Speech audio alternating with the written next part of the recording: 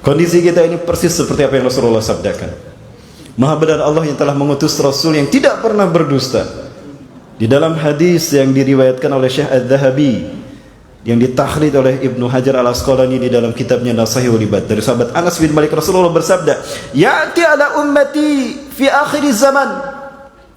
Ya'ti ala ummati zamanun, akan datang satu zaman pada umatku, ru'asa'uhum kal asadi, pemimpin mereka bagaikan singa, wa wuzara'uhum kal dhi'ab, menteri-menterinya bagaikan serigala, wa qudatuhum kal kilab, dan penegak hukumnya, hakimnya bagaikan anjing, wasairun nasi kal agnam, dan rakyatnya bagaikan domba.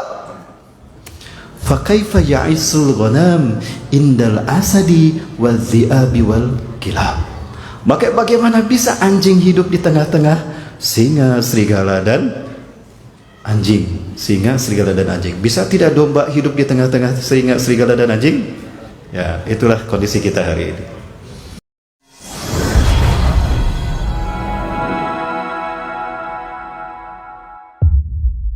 Bismillahirrahmanirrahim. Assalamualaikum warahmatullahi wabarakatuh. Alhamdulillahilladzi hadana li hadza wa ma kunna linahtadiya laula an hadana Allah. Laqad ja'at rusulu rabbina bil haqqi wa nuru tilkum wal jannatu urithumuha bima kuntum ta'malun. Asyhadu an la ilaha illallah wahdahu la syarika lahu wa asyhadu anna Muhammadan abduhu wa rasuluhu la nabiyya ba'da. Ma syaa Allahu kan wa ma lam yasha lam yakun, wa la haula wa la quwwata illa billah. Allahumma shalli wa sallim ala habibina wa nabiyina Muhammad bin Abdullah wa ala alihi wa ashabihi wa mawala.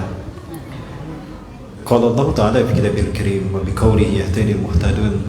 A'udzu billahi samil alim minasy syaithanir rajim min hamzihi wa nafthihi wa nafthihi.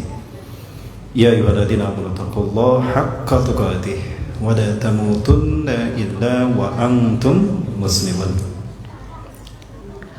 Wa qala Rasulullah sallallahu alaihi wasallam yufassiru hadhihi al-ayah fi hadithihi alladhi mawquf min Abdullah bin Mas'ud annahu qala ittaqullaha haqqa tuqatih ay yuta'a fala yu'sa wa ay yushkara fala yukfar wa ay yudhkara fala yunsa. Wa qala ta'ala fi ayatil ukhra wabtaghi fima ataka Allah daral akhirah wa la tansa nasibaka minad dunya wa ahsin kama ahsana Allah ilaika wa la tabghil fasada fil ard innallaha la yuhibbul mufsidin. Wa qala Rasulullah sallallahu alaihi wasallam wa sadiqul wa'dil amin saddidu wa baliru wa qaribu fa innahu la yudkhilul jannata ahadukum a'maluhu. Qila wala anta ya Rasulullah? Qala wala ana walakin Allah yatagammadani bi rahmatihi. Wa huwa qala fi haditsil ukhra al-kayyisu man dana nafsahu lima ba'da al-mamat. Al-hadits wa kama qala sadaqallahu al-azim wa sadaqa rasul karim wa ala dzaka min asyahidin. Tidak kata yang bisa kita panjatkan pada kesempatan malam hari ini kecuali syukur kita kepada Allah Azza wa Jalla yang telah menakdirkan kita berada di masjid ini, menakdirkan kita bisa berada dalam haflah mubarakah di Masjid Jami'atul Zahidin, dan ini merupakan kehormatan bagi kami pribadi bersama teman-teman dari Yayasan Mulia Berbagi Indonesia mendapatkan kesempatan untuk bisa bermuajahah dan juga hadir menyampaikan sesuatu pada para mu'allah sekalian jamaah Masjid Jami'atul Zahidin ini. Mudah-mudahan Allah Subhanahu wa taala memberkahi kita semua. Amin. Dan mudah-mudahan majelis kita ini, hadirnya kita ke sini menjadi wasilah kita mendapatkan surganya Allah Azza wa Jalla. Kenapa demikian? Salawat dan salam semoga tercurah pada uswah dan qudwah kita Rasulullah Muhammad sallallahu alaihi wasallam yang telah meyakinkan kita untuk istiqomah hadir dalam majelis ilmu. Karena beliau menjelaskan pada kita, man salaka tariqan yaltamisu fihi ilman sahhalahu Allahu tariqan ilal jannah. Barang siapa yang melangkahkan kaki menuju majelis ilmu, maka Allah akan memudahkan baginya jalan menuju surga. Yang Bapak Ibu melangkah dari rumah ke sini menuju majelis ilmu, apalagi kita laksanakan di rumah Allah di masjid. Yakin Allah memudahkan jalan kita menuju surga? Yakin.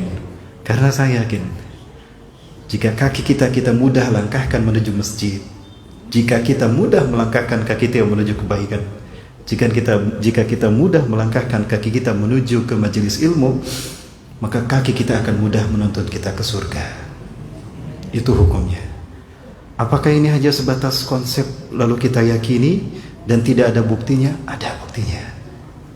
Baik, mudah-mudahan tayangan yang satu ini meyakinkan kita untuk istiqomah kita dalam menuntut ilmu dari Allah Subhanahu wa taala. Betapapun yang menyampaikannya mungkin orang seperti saya. Ya, mudah-mudahan Allah mengampuni saya dan juga menghapuskan kesalahan saya. Saya punya satu cita-cita dan saya sudah sampaikan pada anak dan istri saya. Dosa kita ini tidak bisa kita balas dengan amal ibadah kita. Mungkin hanya mati syahid yang bisa kita harapkan untuk menghapuskan dosa kita. Mohon doanya Bapak Ibu, saya sudah sampaikan pada anak dan istri saya untuk nanti hijrah ke Palestina dan meninggal di sana. Mudah-mudahan, amin. Wah, sedikit yang mengaminkan. Baik Bapak Ibu sekalian, kok jadi tegang begini nih. Yang saya hormati dan saya muliakan karena Allah, DKM Masjid Jamiatul Zahidin dan juga para sesepuh, para tokoh yang dirahmati Allah, hadirin kaum muslimin semua rahimakumullah. Saya seyogianya hadir pada maghrib tadi, cuma memang qadarullah ini saya lupa juga. Saya sebetulnya membaca jadwal, cuma karena tadi ada urusan jadi lupa pelang, saya tidak bisa menyampaikan. Dan panitia pun juga biasanya pada Isya gitu. Jadi mohon maaf kalau saya hadirnya pada Isya, dan alhamdulillah para mullah masih istiqomah. Saya yakin para mullah istiqomah ini karena insya Allah akan mendapatkan yang satu ini. Amin insya Allah. Jadi apa yang disampaikan oleh Rasulullah SAW ini mesti kita yakini. Selama dia hadisnya sahih dan tidak ditemukan hadis-hadis yang mendoaifkannya dan hadis itu lebih kuat. Setidaknya ini menjadi satu cerminan bagi kita bahwa orang yang melangkahkan kaki dan menuju kebaikan itu pasti akan Allah tunjukkan kemuliaannya. Dan jika seseorang mendapatkan kemuliaan di kuburnya, maka dipastikan kemuliaan itu akan berlanjut sampai dia bertemu dengan Allah Azza wa Jalla.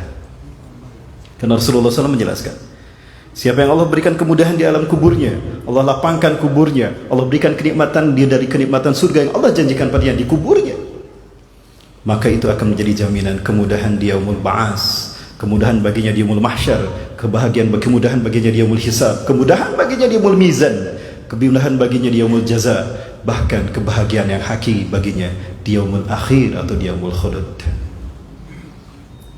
Ini para sekalian. Nah, mudah-mudahan kita diistiqomahkan Allah selalu hadir dalam majelis ilmu ini. Siapapun yang menyampaikannya sesuai dengan Quran dan Sunnah. Betul Bapak Ibu? Amin ya rabbal alamin. Bagaimana kabarnya Bapak Ibu? Sehat? Ini Bapak Ibu masih bersemangat ini? Bapak Ibu mau masuk surga? Yang jawab sedikit, berarti peminatnya sedikit nih surga. Bapak Ibu mau masuk surga? Semangat. Bu mau masuk surga Bu? Sebentar ya Bu, Pak dengerin Pak, ini Ibu saya tanya ini. Bu mau masuk surga Bu? Mau tanpa hisab atau mau mampir dulu di neraka? Tanpa hisab. Kalau kami berjihad di jalan Allah, mati syahid, alhamdulillah dijamin surga tanpa hisab. Kalau Ibu mau ikut berjuang juga? Nah, cuma satu orang. Saya tunjukkan pada ibu-ibu ini, ibu-ibu yang mau masuk surga tanpa hisab, tanpa mampir ke neraka, langsung di padang mahsyar disuruh ke surga. Ya, ada satu jalan bagi ibu-ibu untuk mendapatkan kemudahan masuk surga tanpa hisab. Mau Bu? Mau diamalkan? Tanpa ragu. Pak dengerin Pak, tanpa ragu ya. Halo. Ada Bu? Sabar. Sabar. Jika benar-benar dilaksanakan sesuai dengan makna yang Allah ajarkan pada kita melalui Rasulullah SAW, itu akan membuahkan pelakunya masuk surga tanpa hisab. Rasulullah SAW menjelaskan dalam salah satu hadisnya, yusyarun nasu fil mahsyari khamsina alf sanah. Manusia nanti digiring di padang mahsyar selama 50.000 tahun. Dalam keadaan apa? Hufatan, tanpa alas kaki. Berapapun banyaknya alas kaki yang kita punya, semuanya nggak sampai ke alam mahsyar. Bu, punya berapa alas kaki bu di rumah bu? 5, Masya Allah, 5 bu ya. Apa aja bu mereknya bu? 1, Swallow. Yang kedua Rindi, ketiga Bata, keempat Edward Forer, yang keenam di akhirat nanti kita sama alas kakinya, bukan Nickerman, bukan Weidenman, tapi Nyekerman, gitu ya. Urutan telanjang bulat tanpa alas kaki. Ketika Rasulullah menyebutkan kita telanjang tanpa alas kaki, Siti Aisyah tersenyum. Padahal sejak awal menangis tuh, karena mendengar dahsyatnya cerita hari kiamat. Rasul cerita panjang tentang perjalanan menuju hari kiamat, menuju perjumpaan dengan Allah. Sampai Siti Aisyah menangis. Begitu Rasulullah sebutkan nanti di padang mahsyar kita dibangkitkan, dikumpulkan dalam keadaan telanjang bulat. Siti Aisyah bertanya, ya Rasulullah, hakkan biduni libas? Betulkah ya Rasulullah kita dikumpul tanpa pakaian? Ayo bala, hakkan biduni libas, tanpa pakaian. Idan ar-rijal wa nisa'u yanzuru ba'dhum ba'dan. Ya Rasulullah, nanti laki-laki sama perempuan saling lihat. Punya kamu besar. Apakah seperti itu? Tidak. Rasulullah membacakan surat Al-Qiyamah. Wujuhun yawmaidin nadirah ila rabbiha nadirah. Semua wajah semuanya menghadap ke depan kepada Tuhannya, mereka memandang. La tazkuru nafsan siwa ila nafsah. Tidak ada seorang pun yang ingat kepada siapapun. Setiap manusia akan lupa pada kenikmatan hidup di dunia. Dia lupa pada anaknya, lupa pada istrinya, bahkan lupa kepada siapapun yang dicintainya. Yang diingat manusia saat itu hanya satu, aina makani fil akhirah, di mana tempatku nanti, di surgakah atau di neraka. Itu. Jadi tidak sempat. Al-amru yaumaidin asyad min ayyuhumahum dzalik ya Aisyah. Perkara pada saat itu dahsyat, manusia tidak akan sempat lirik kiri dan kanan. Allahu Akbar. Orang yang mendapatkan kemudahan di kuburnya, dia tidak akan pernah lama. 50.000 tahun bagi para pendosa, bagi orang beriman, saatan qalilah, cepat sekali, tidak lama. Dan setelah mereka dibangkitkan telanjang, langsung Allah hijabi mereka. Yang pertama Allah hijabi adalah Nabi Ibrahim alaihi salam. Jadi istiqomah Bapak Ibu ya, menghadiri majelis ilmu. Bu, kembali saya tanya Bu, belum selesai. Lanjut Bu ya. Tetap pada komitmennya Bu. Kok jadi tegang begini? Ketika manusia digiring untuk masuk ke hari-hari berikutnya, 50.000 tahun, tiba-tiba ada sekelompok orang yang selonong boy saja. Mereka nggak mau ngantri, langsung maju ke depan menuju surga. Maka para malaikat mencegatnya. Tawakkafu. Aina antum dhahibun? Mau kemana kalian pergi? Berhenti. Apa kalian tidak baca? Dimohon antri di dalam nyelek. Balik lagi sana. La. Ilaina antum dhahibun? Mau kemana kalian? Ya malaikat Allah, nahnu dhahibuna ilal jannah. Kami ingin pergi ke surga kami. Enak aja kalian mau masuk surga. Fima kuntum, emang kalian siapa? Orang ngantri ribuan tahun, kalian selonong boy begitu saja. Siapa kalian? Maka mereka menyatakan, ya malaikat Allah, nahnu sabirun. Wahai malaikat Allah, kami adalah orang-orang yang bersabar. Gampang orang ngomong sabar. Pak Sobirin aja belum tentu sabar. Ada Pak Sobirin sini? Ada. Maaf Pak ya, ini cuma cerita Pak. Fima sabrukum idan, emang sabar kamu seperti apa? Pede asal kalian mau masuk surga tanpa hisab. Ya malaikat Allah, nahnu sabiruna fi ta'atillah, fi mangshatina wa fi maqrahina, fi yusrina atau fi asrina, lan nankusu ta'atana ilallah. Kami sabar ketika kami mentaati Allah. Dalam keadaan senang kami taat, dalam keadaan susah kami taat. Kami tidak mengurangi ketaatan kami kepada Allah sesusah apapun kehidupan kami. Wa nahnu sabiruna an ma'siyatillah.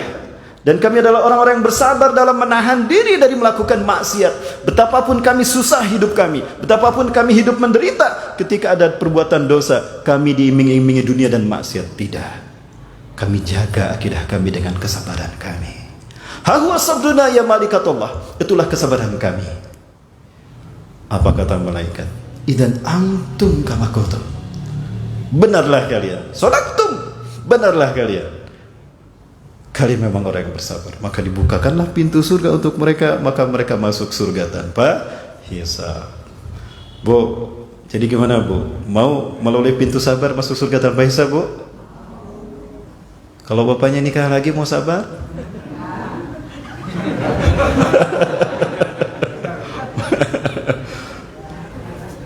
Tuh, katanya mau masuk surga tanpa hisab. Ya. Pertanyaan yang susah dijawab ya Bu ya. Baik Bapak Ibu rahmati Allah. Waktu saya sekolah, waktu saya masih kecil, SD waktu itu, saya masih ingat kami selalu suntangan kepada nenek kami. Ketika saya mau berangkat sekolah, saya suntangan, lalu nenek kami bilang, ayo nak, yang rajin kamu sekolah nak, jangan lupa kamu sholat dan mengaji. Baik nek. Berangkat ya nek. Assalamualaikum. Salam. Kakak saya juga sama di belakang mau berangkat kerja. Kakak saya suntangan dan nenek bilang sama kakak saya, ayo nak, ya kerja yang rajin nak, yang giat kamu bekerja, semoga Allah memberkahimu dan jangan kau lupakan akhirat. Ya, nasihat itu saya kira para mbah juga sering mendapatkan seperti itu. Betul? Betul ya? Orang tua kita, nenek kita, mereka selalu menasihati seperti itu. Ya, betul tidak nasihat itu? Betul ya? Yakin? Sekolah yang rajin jangan lupakan sholat. Kerja yang giat dan rajin jangan lupakan akhirat. Betul? Apakah nasihat itu betul? Yakin? Kita lihat Pak ya. Kita ukur dengan Quran dan hadis. Jangan-jangan ada yang terbalik dari nasihat itu. Coba kita lihat ayat ini. A'udzubillahi minasyaitonir rajim. Wabtagi fima atakallahu daral akhirah, dan hendaklah kau cari kebahagiaan hidupmu di alam yang sesungguhnya, akhirat. Cari nak kebahagiaanmu akhiratmu nak. Wala tansa nasibaka minad dunya. Tapi jangan kau lupakan duniamu, jangan kau lupakan kalau kamu harus sekolah, jangan lupa kalau kamu harus bekerja. Harusnya begitu nasihatnya. Jadi gimana? Nasihat yang tadi benar apa salah? Kebalik. Inilah sebetulnya yang membentuk paradigma hidup kita. Orientasi hidup kita jadi dunia dan dunia. Sehingga akhirat sekedar kita ingat. Padahal akhirat adalah kampung yang sesungguhnya. Betul. Betul Bapak Ibu? Belakangan saya baru sadar, oh berarti nasihatnya kebalik ini. Pantes kita seharian habis nyari dunia, lalu sisanya baru untuk kita akhirat. Allahu Akbar. Ini filosofi yang salah yang harus kita tinggalkan. Orientasi hidup kita yang harus kita rubah. Harus kita reorientasi kembali visi misi hidup kita di dunia. Yang benar adalah carilah akhiratmu. Kejar akhiratmu nak, jangan kau lupakan sekolah. Raih surgamu nak, jangan kau lupakan bekerja. Yang benar seperti itu. Tapi demikianlah kebanyakan manusia. Mereka lebih cenderung hedonis, materialis belakangan ini. Karena memang begitulah dunia. Indah di mata kita, indah di mata syahwat. Padahal dunia tidak ada artinya dibandingkan dengan akhirat. Apa sebetulnya yang kita cari di dunia Pak? Bu, kalau tidak salah ini yang kita cari di dunia, betul? Kenapa Pak? Ada yang kurang? Ada yang kurang? Ini kan yang kita cari di dunia. Pertanyaannya, dari semua hal yang ada yang isi dunia ini, apakah sudah kita dapatkan semua? Belum. Belum Pak. Usia Bapak udah berapa Pak? Masih banyak yang belum Bapak dapatkan. Usia sudah berapa Pak? Jadi saya tanya, dunia itu dekat apa jauh Pak? Jauh. Sementara akhirat dekat. Dunia itu jauh, akhirat itu dekat. Sedekat kematian kepada kita. Dunia itu jauh karena kita belum tentu mendapatkannya. Betul? Ah, itu dia Pak. Tadinya saya mau gambarkan ini, cuma sayang sekali terlalu soleh akhwatnya, saya ganti sama ini aja. Akhwatnya terlalu soleh, ya nanti aja lah jadi pasangan saya di akhirat ya, di surga.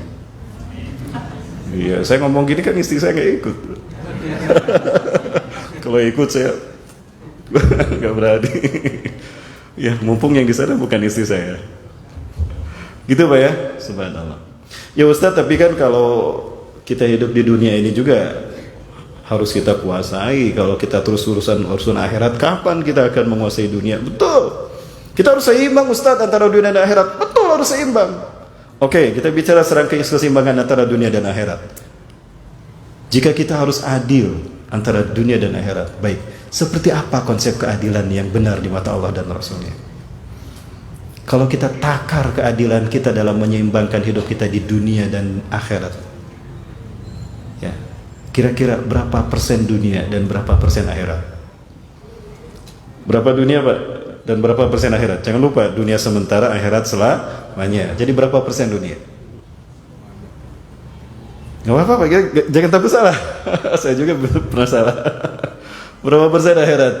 50-50? Enggak. Dunia berapa? Akhirat 80%, dunia 20%. Boleh. Bu, berapa persen dunia, Bu? 1. Akhirat? Loh, kok bisa begitu? Dari mana Pak? Dunia 1, akhirat 99. Betul Pak. Dunia 1%, akhirat. Dunia cukup 1% saja, akhirat 99%. Inilah konsep keadilan di mata Allah yang menciptakan dunia. Dan inilah wujud keseimbangan antara dunia dan akhirat yang kita lihat dari hidup Rasulullah SAW. Kenapa demikian? Ini dalilnya. Jangan-jangan kajian ini sudah Bapak Ibu dapatkan? Sudah belum Bapak Ibu? Belum? Belum ya? Jadi gimana lanjut? Kalau sudah, saya ganti jemaah. Saya ganti judul jadi COVID-19. Baik. Karena Inna Rasulullah sallallahu alaihi wasallam yaqul, sesungguhnya Rasulullah SAW bersabda, ja'alallahu rahmatan mi'ata juz'in. Allah menciptakan rahmat untuk makhluknya 100 bagian. Jadi Allah menciptakan rahmat bagi hamba-hambanya, semua makhluknya 100 bagian. Fa'amsaka indahu tis'ata wa tis'ain, maka Allah menahan rahmatnya itu 99 rahmat Allah tahan di sisinya. Ya, ada 99 rahmat yang Allah tahan di sisinya. Maksudnya di akhirat nanti di surga. Wa anzala fil ardi juz'an wahidan, dan hanya 1 rahmat yang Allah turunkan ke dunia, yaitu rahmat Baikuni.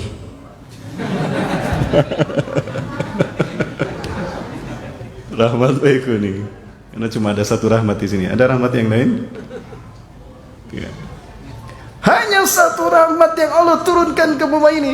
Famin dalikal juz'i, maka dengan 1 rahmat tadi, yatarahamul halku, semua makhluk berkasih sayang. Bapak Ibu, jangan lupa indahnya dunia dengan segala isinya. Itu cuma 1 rahmat dari 100 rahmat yang Allah ciptakan. Ya.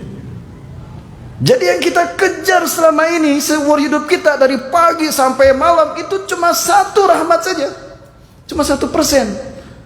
Udah gitu dibagi kepada semua makhluk. Berapa jatah manusia? Udah gitu dibagi pada sekian miliar manusia. Berapa jatah Pekanbaru?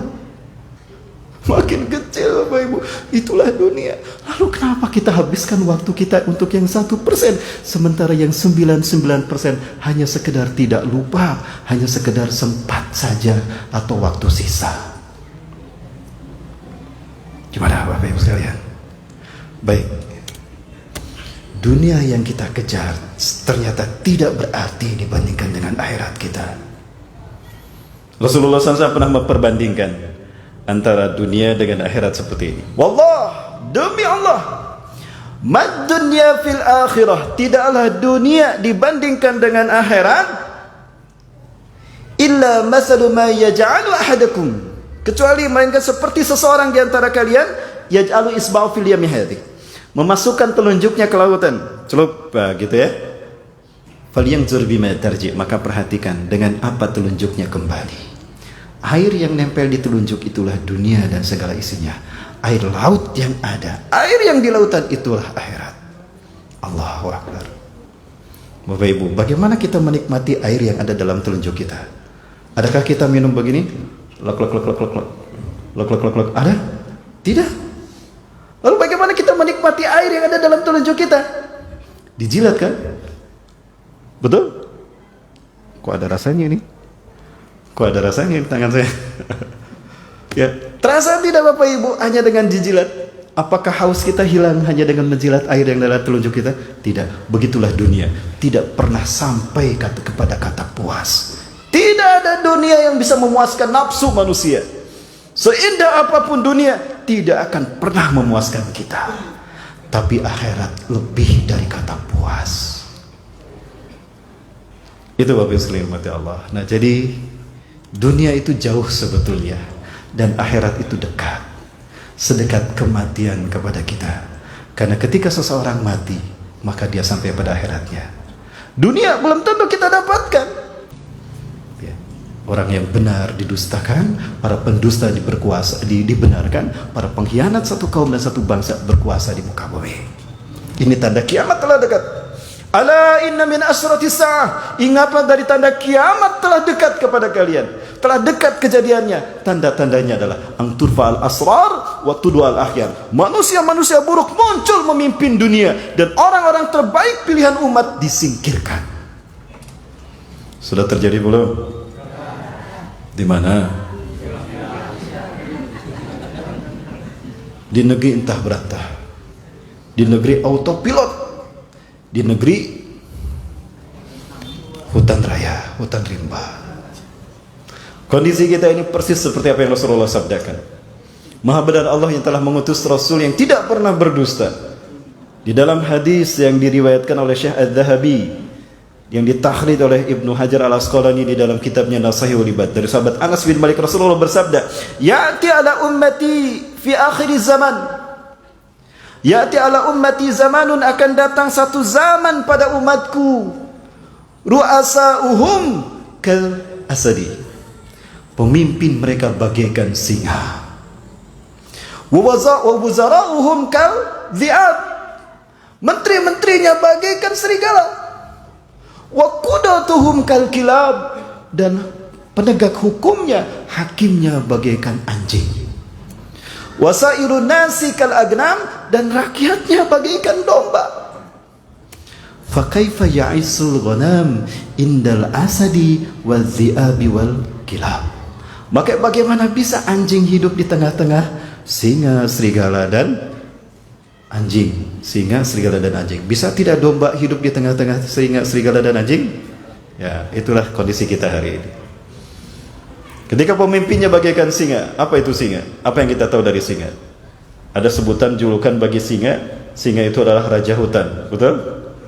Ada tidaknya pemilu di hutan, singa tetap rajanya. Betul?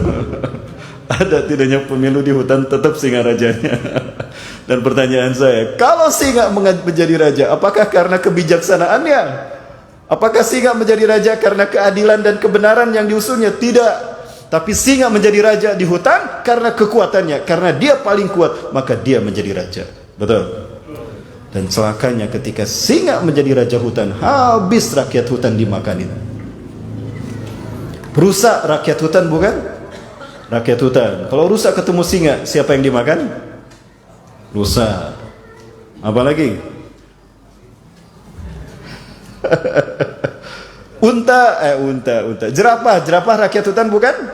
Rakyat hutan. Ketika singa ketemu jerapah, yang dimakan siapa?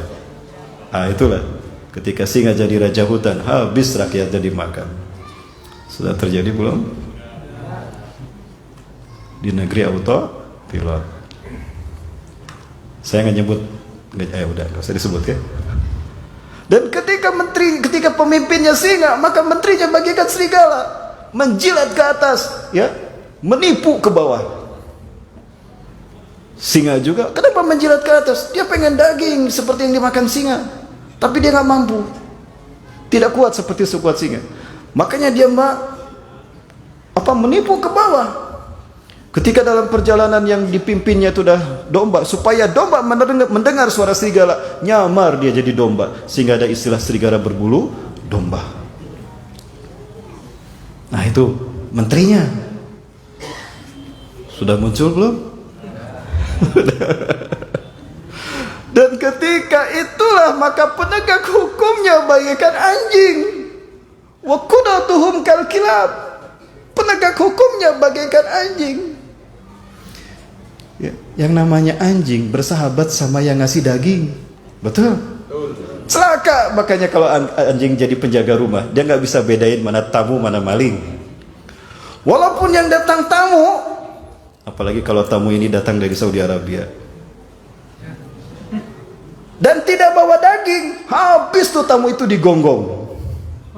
Betul? Terus digonggong, nggak berhenti-henti tuh digonggongnya. Kenapa? Walaupun tamu dia, terhormat dia, tapi dia tidak bawa daging. Nah, sebaliknya, walaupun yang datang malingin emasnya, yang punya rumahnya, nikel yang punya emas dimalingin, ya, minyaknya dia malingin. Tapi karena bawa angpau, maksud saya daging, keceletot. Karena bawa daging, kalau tidak anjing itu aman, silakan. Terjadi tidak? Maka manusia, rakyatnya pada saat itu bagaikan domba, pasrah tuh yang namanya domba. Di kandang embe, dibawa ke padang rumput embe, dibawa ke rumah potong embe juga, pasrah dia. Persis tidak seperti bangsa kita hari ini. Nah, jangan menyerah pada Allah, berjuang. Sekarang waktunya kita untuk berjuang. Kenapa? Akhirat kita telah dekat. Betulkah demikian? Baik, kita lihat akhiratnya. Jadi Bapak Ibu sekalian mati Allah, ini gambaran betapa akhirat dekat dan dunia jauh ternyata. Pada akhirnya kita paham, dunia itu jauh, akhirat itu dekat.